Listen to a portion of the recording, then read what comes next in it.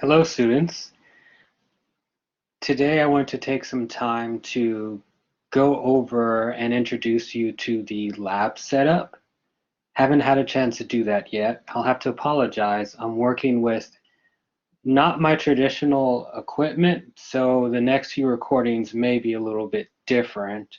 But normally you would be able to see my face. And well, today I will do some screen sharing. My mic may be a little bit off for this recording. Hopefully we'll have improved quality in the future. So let's jump directly into it. I'm going to go and pull up the share screen, and I'm going to share some of the tabs I have open. So the first tab I'm going to share should be the syllabus tab.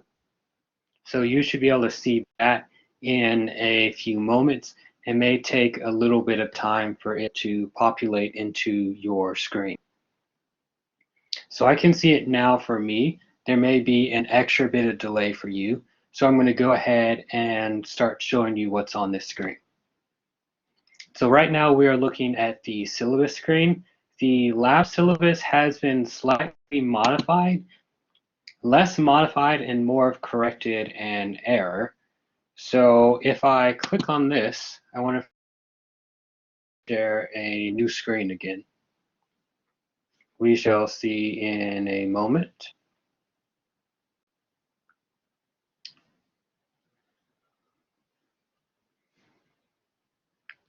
You see, it doesn't appear to have done anything at all.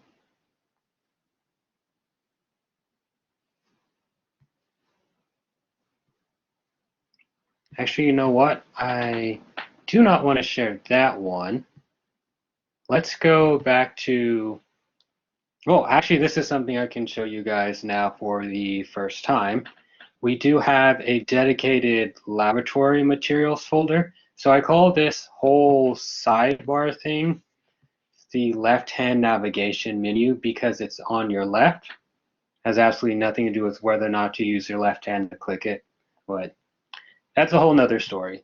So in this left-hand navigation menu, if you click on laboratory materials, it should take you to a bunch of folders that is organized week. And if we wait a little bit of time for it to load, again, this is not my usual equipment. I'm having to, unfortunately, some problems with my brand new computer, so I got thrown back an entire decade in computing. But you win some and you lose some. Hopefully I'll be able to get the issue resolved relatively quickly. So it looks like it's populating now again. Once I click on that folder, we have, as I said, organized by weeks. These are actually folders. And if you click on the folder, it will take you to the content you need for that week. So one thing to be a little bit cautious about is to make sure you actually don't skip around weeks, and so that you complete them all in their correct order. So for instance, if you miss the first 2 weeks of class and you jump into week 3, there may be assignments due that you didn't actually see because you didn't go through each week's folder. So in previous semesters, some students have said that they don't know where any of the work is or where to submit it. And turns out there's a trick, an organization trick. The week that the assignment is assigned, you will find the downloadable version of that assignment in that week's folder.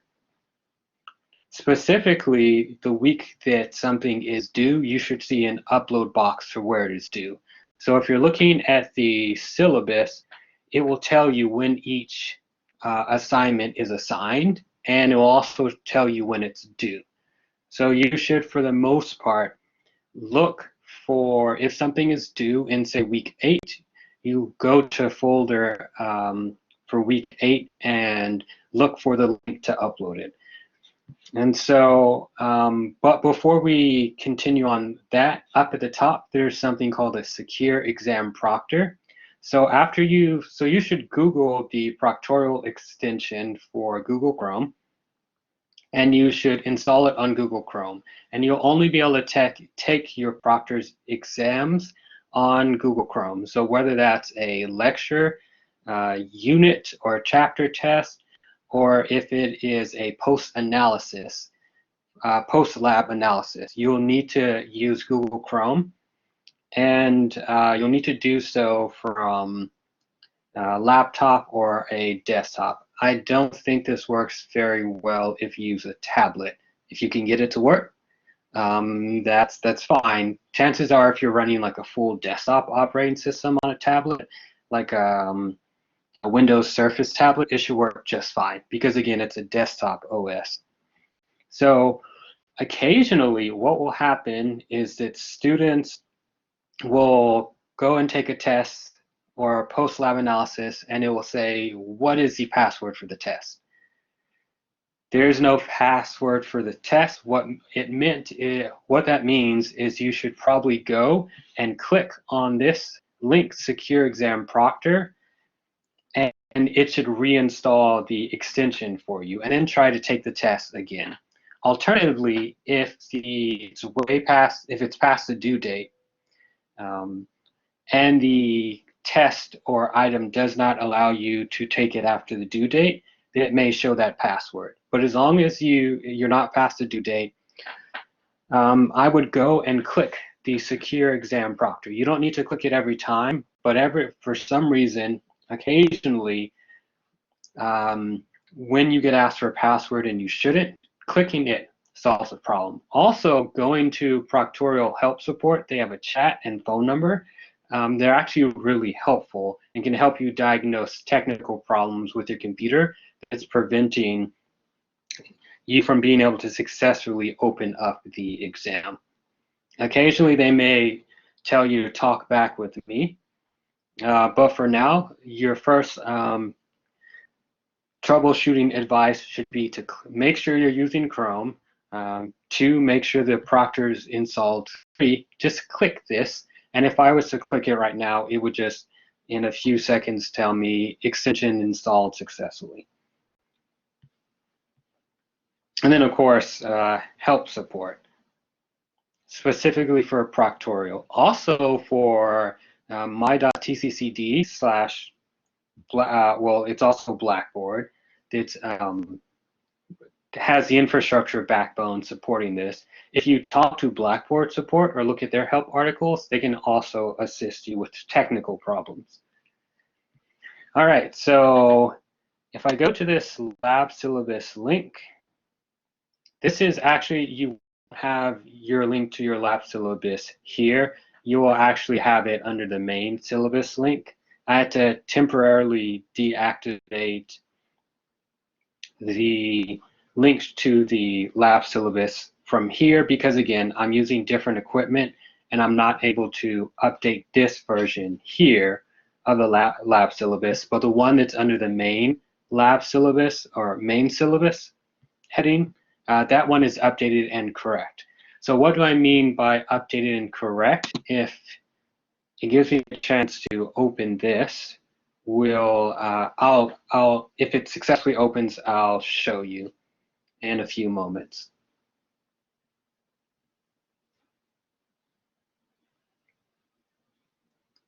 In a modern computer, I can assure you this would open in less than a second.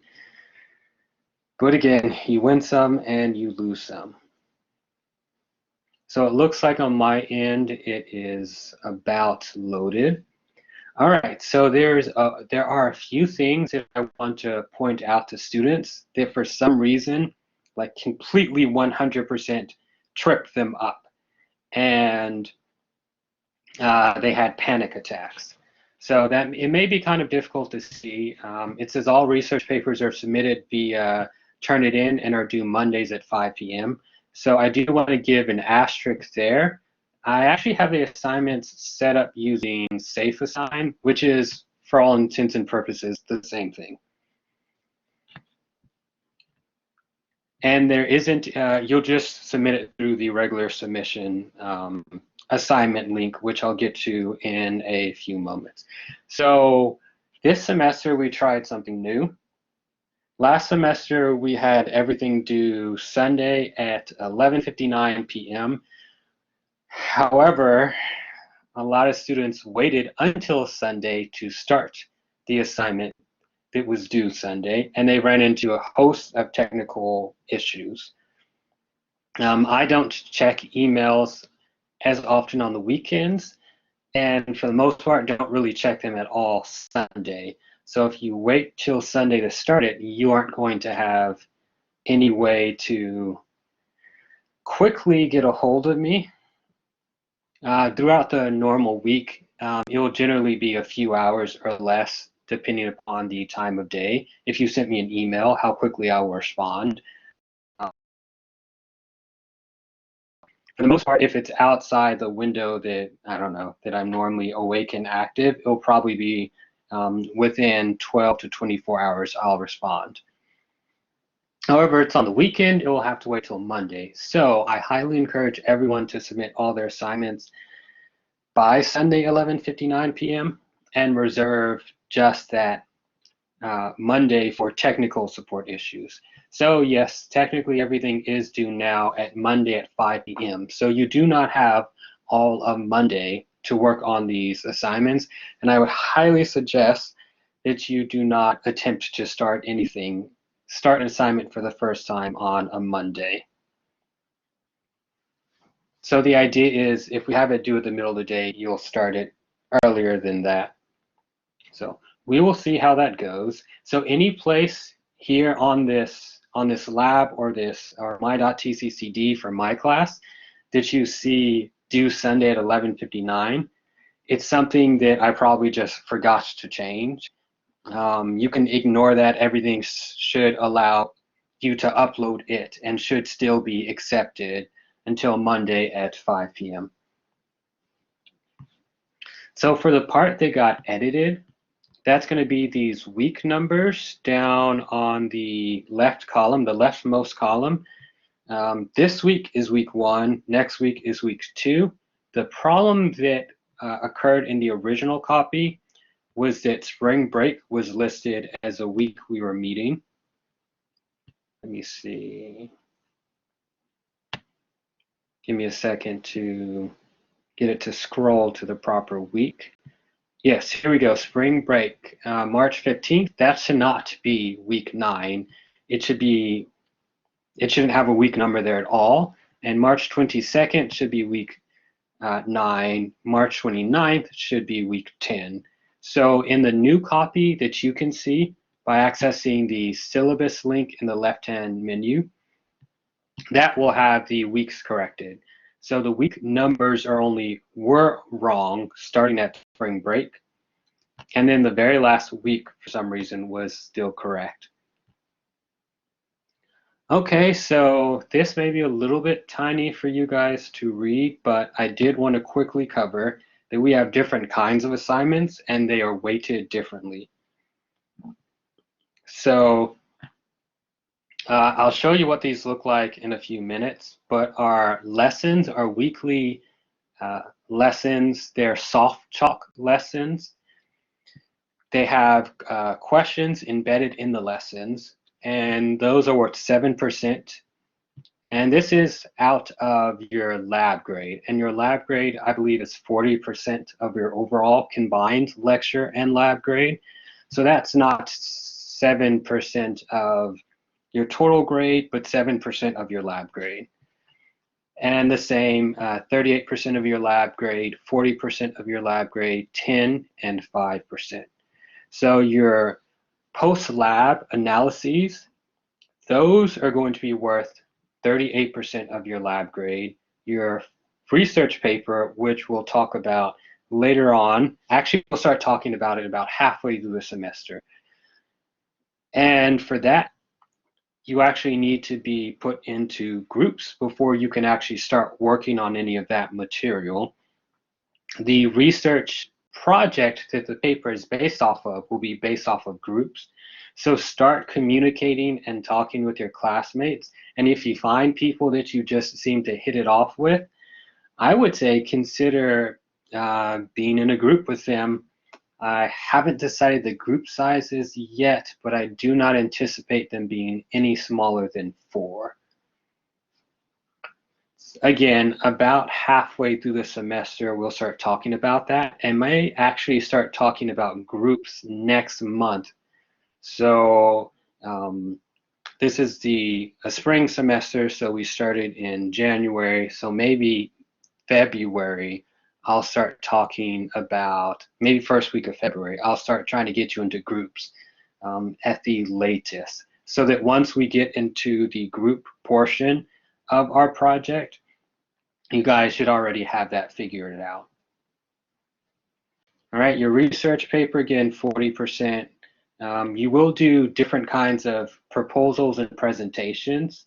You will do an initial proposal of your experiment before you do your final presentation of your experiment. So when you're just thinking of ideas to do, there's going to be a whole proposal for that.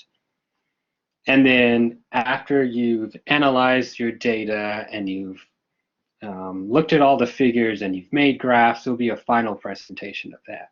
And then your actual poster, submitting it will be worth 5%, but the actual grade for presenting it will be up in that 10% category.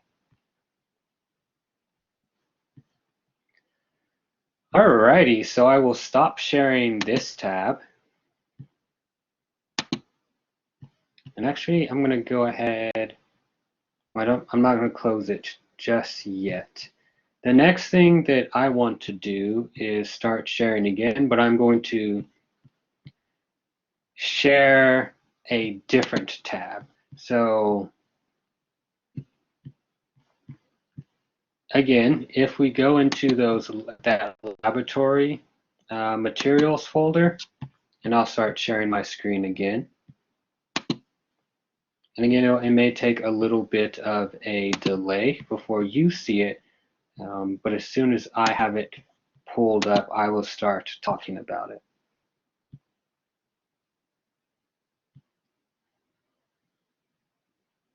Okay, so it is visible for me. I am going to go ahead and go into this first week, which will be lab week 1, in which you'll go over microscopes, eukaryotic cells, and the scientific method.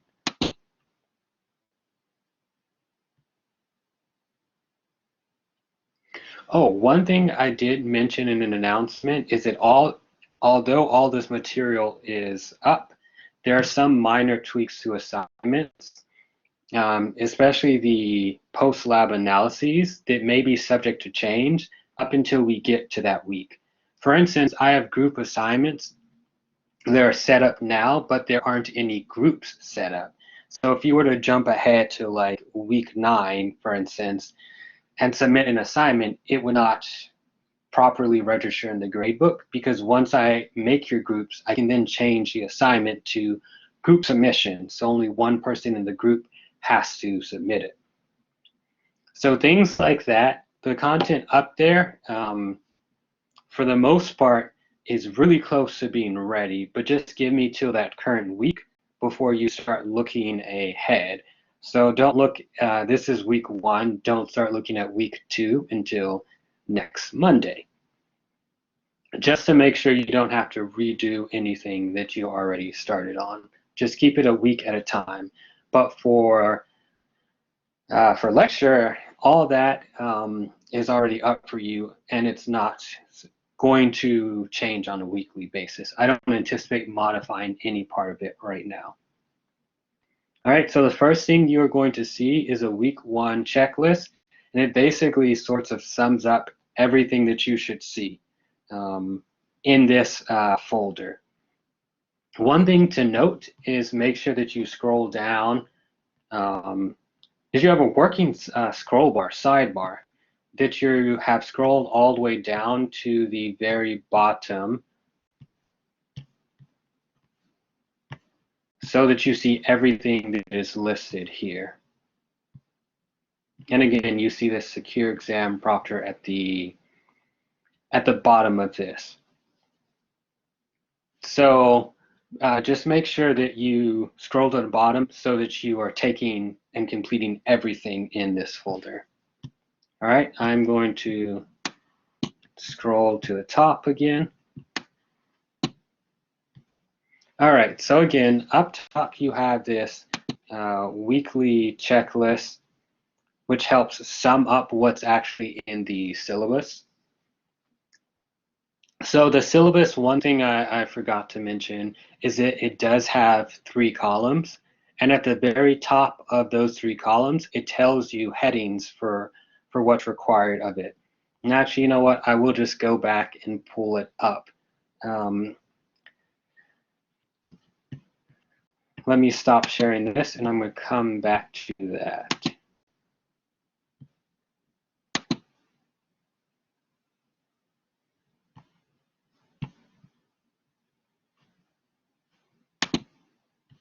So let me share another tab. It's going to take a moment to pull up. And actually, let me see. I can see it now. So this is actually Blackboard Collaborate Ultra. And again, you can find the link on the left-hand navigation menu. So for this, I'm currently in the course room.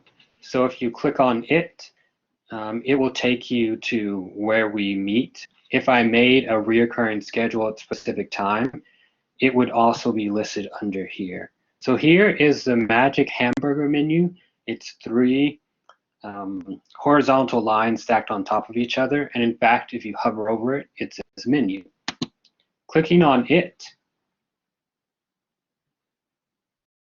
will show you additional options such as sessions, which we're currently in.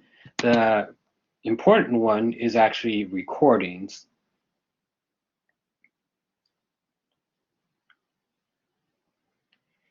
And this will show you, see recordings I make, for instance, for lab. And so this is a test recording. And then we are currently in the middle of another one. Oops. Let me see. All right. Let me see if I can pull up this syllabus again.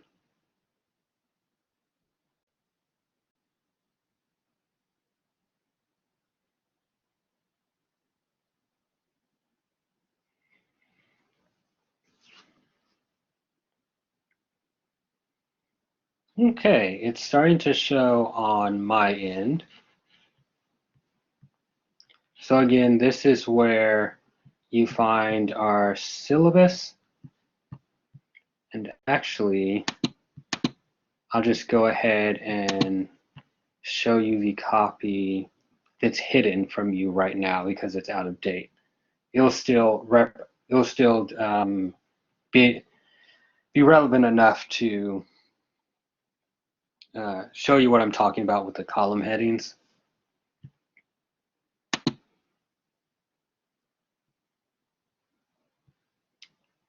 We'll just wait a few moments for it to load up.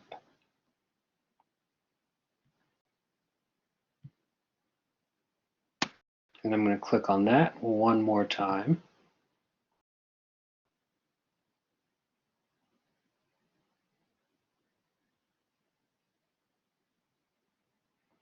And it should start propagating the PDF file. In a few moments.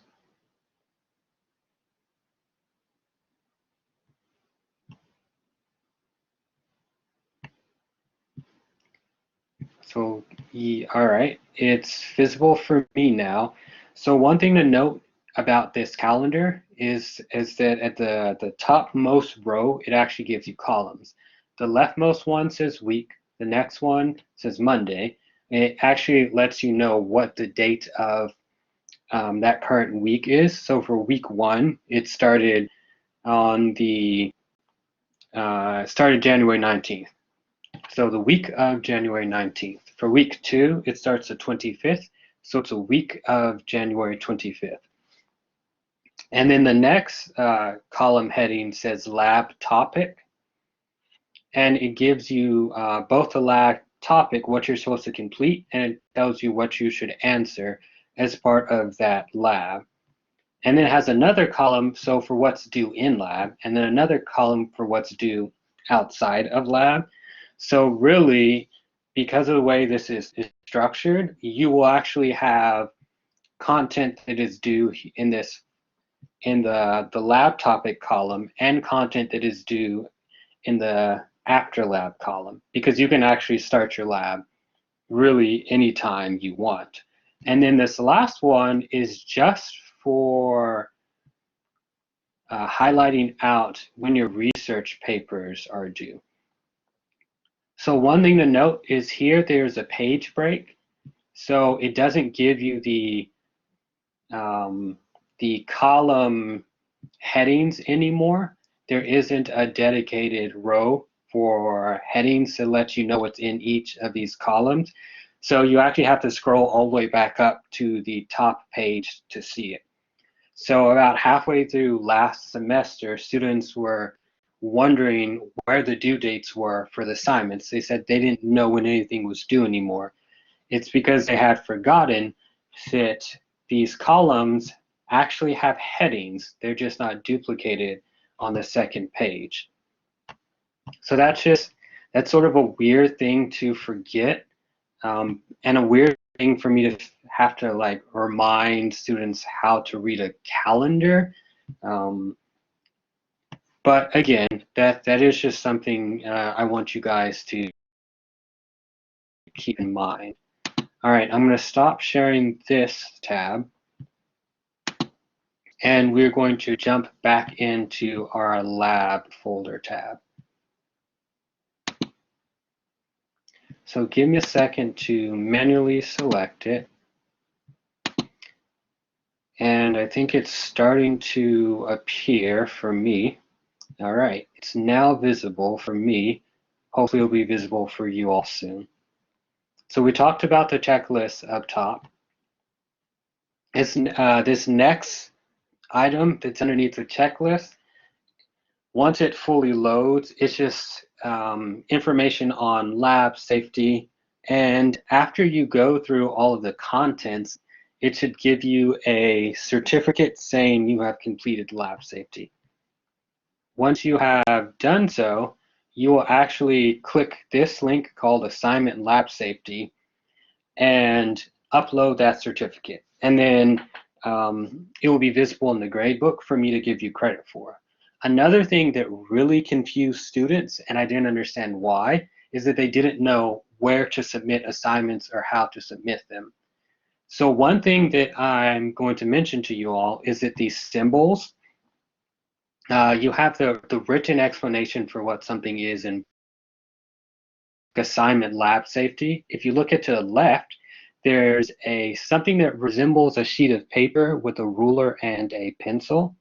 That actually means that it is an assignment, and that assignment allows you to upload either text or a PDF or a Word document or whatever to it, and then I will grade whatever you upload.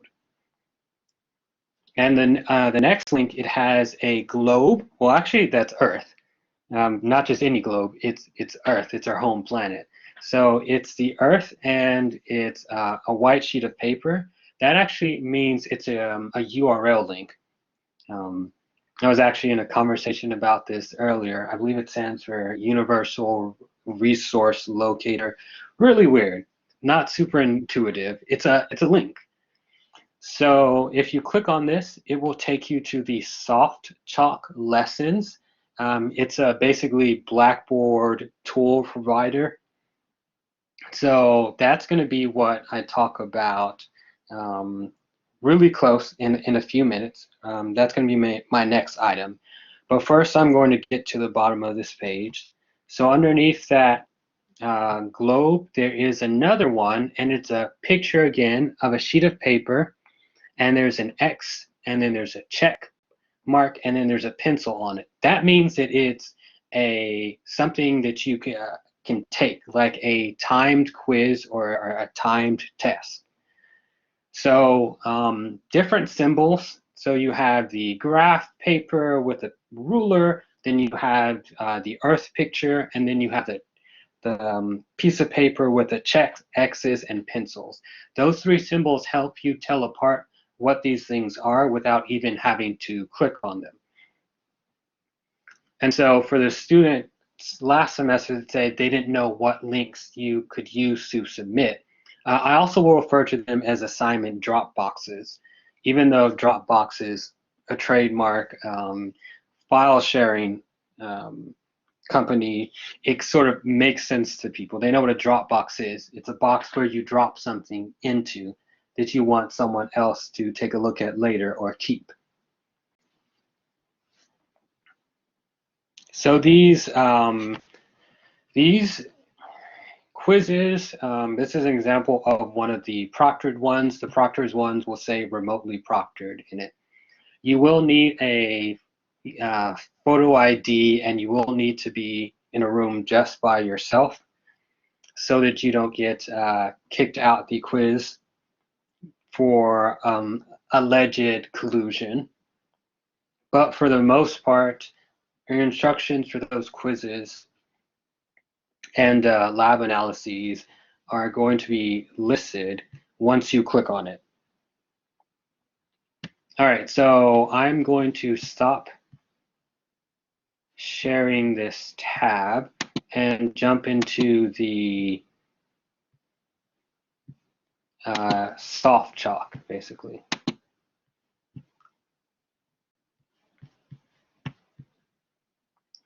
So give me a second to make sure it's sharing the right tab again. If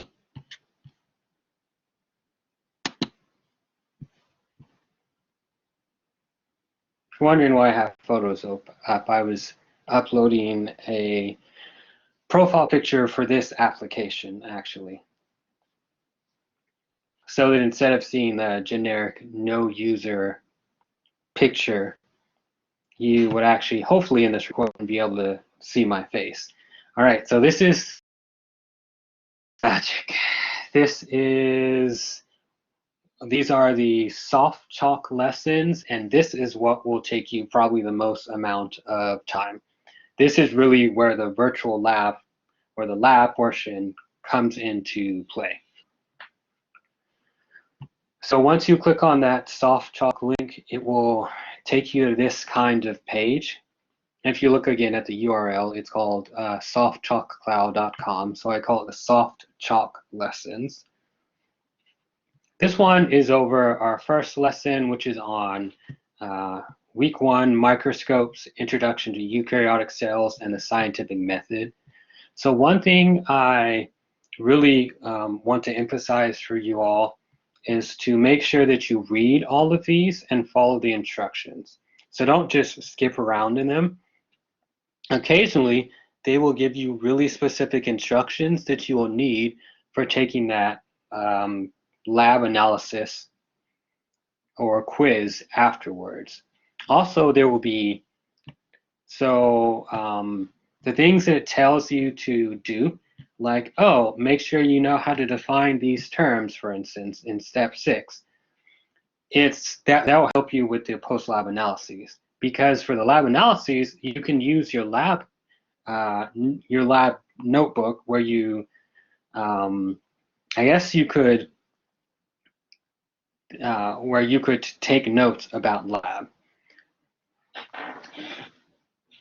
So I guess they kind of expect you to use a physical notebook. I think that probably makes the most sense, because when you use Proctorio, it will actually lock you into the web browser and shouldn't allow you to easily navigate outside of the web browser. So probably a physical notebook with notes would probably make the most sense. If not, we can see how to modify Proctorio so you guys can potentially use a digital notebook, but you'll have to let me know after your first one if you have problems using a digital notebook. So continuing on, these, if we hit next, for instance, it will actually take a bit of time to load, apparently. It will actually navigate you through all the items on this contents list. So here again, it's still telling you about the types of microscopes. And here's the here's where the magic happens. There will be these different questions embedded in here that will help check your understanding. And you'll actually get you'll be graded on whether or not you get these correct. And then it'll give you feedback. Again, it's part of your grade for this lesson. So occasionally, I'm going to continue on to the next section. And here it gives you an example of a labeled microscope. And it talks about the difference between, say, magnification and resolution and contrast. Total magnification, how it includes both the objective lens as well as the ocular lens, which is in the eyepiece. And then there's a whole part on contrast as well. And again, you see more quiz questions. So if I jump to, say, this next one, let's see what it has. Okay, in this one, there's a link to a separate video, and in that video, it'll give you more information on microscopes, which you'll be quizzed over content in it. Occasionally, you may see something like a survey in here, which will be used to collect information on, say, like the group projects, for instance. You won't see it in week one, but you may see other embedded tools within these Softchalk lessons.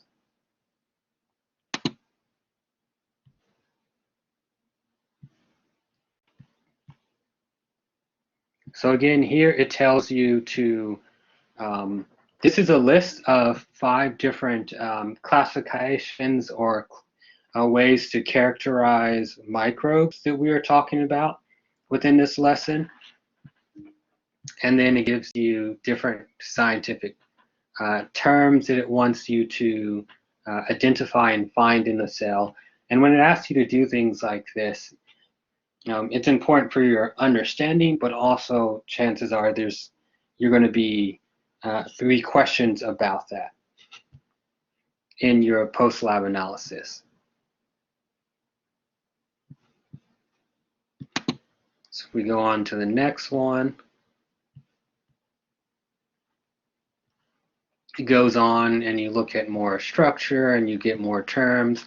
But again, this is a quiz question, but it asks you to select the order.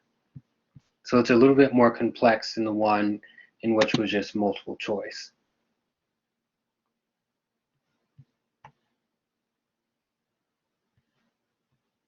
And then here we have a select all that apply.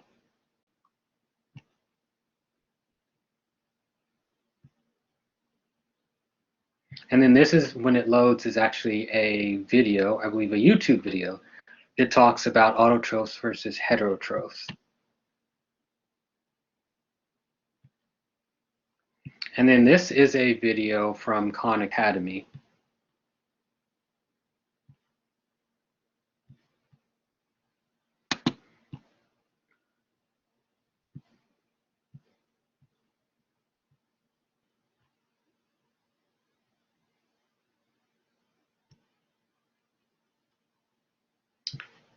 And then here it talks about part 2 and the learning objectives.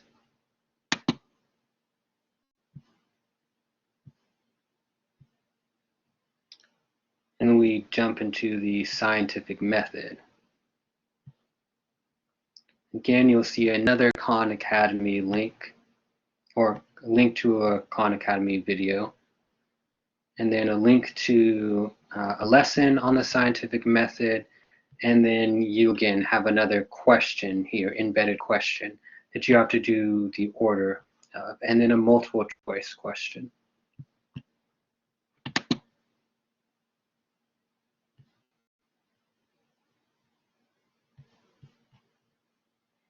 Here, this isn't just terms, here are things it asks you to do. For instance, here it says record this in your notebook. And then here it asks you to look at a link of 5 slides of 5 different microorganisms. And then based off of them, you make a table in your notebook and you answer questions about them.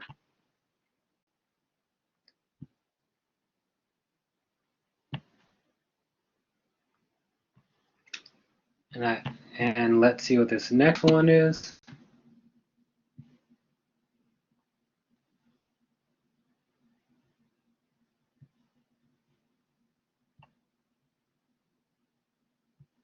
And throughout the lesson, there were several things that they asked you to do. And for those pages, it will ask you to upload them. During the post-lab quiz, one of the questions will basically allow you to submit and upload a file. So one of the important things to do about, for this is that you go stepwise through all of it. And there should be, for me, it won't quite be the same because I'm looking at this from an instructor account, but there should be some option to finalize or close or complete your attempt on this, because if you do not complete it, for some reason in the grade book, it will automatically give you a 0 for it. And I'll have to manually go in and hit close attempts. And then it will give you your actual grade. So even if you later go back and review this, after it's due and after you submitted it, maybe you're looking at this 2 weeks after you submitted the assignment, make sure you go and complete or close the attempt, or else you'll automatically get a 0 for an assignment that you submitted weeks ago. So that's kind of frustrating, but can also easily be alleviated either instructor side for me by manually going in and closing the attempts, or making sure you complete the attempt. So I think that's actually about all I wanted to cover for this video. We looked at the syllabus and I went over how to read the calendar and mistakes that previous students made. I introduced you guys to the lab folder and how it's organized by weeks. I gave you troubleshooting tips on how to figure out where an assignment is located based off of when it's assigned on the syllabus. It should be in that week. And where to submit it, well, in the week that it says it's due. I talked about the column headings and how they actually convey different information about what is due. And I introduced you to the Softchalk lessons, how you complete them and how you navigate them, and how you make sure you get your grade and credit for them. Oh, and how you will use material you learned there, either through something it asks you to upload or make a copy of or fill out, how those may be put in the post-lab analyses to make sure you actually did them. So I know that was a lot. Going forward, depending upon what kind of content is in the lessons, you may actually get an announcement from me, like a weekly announcement on what, make sure what you're doing, to make sure you're doing, that you're up to date on what you're supposed to be doing in lab, or you may get a whole nother separate video. It just depends. I haven't decided yet, and I'll also look for feedback from you guys as well on whether or not videos or announcements are more helpful. All right, guys, I will see you online in office hours on Microsoft Teams or via email.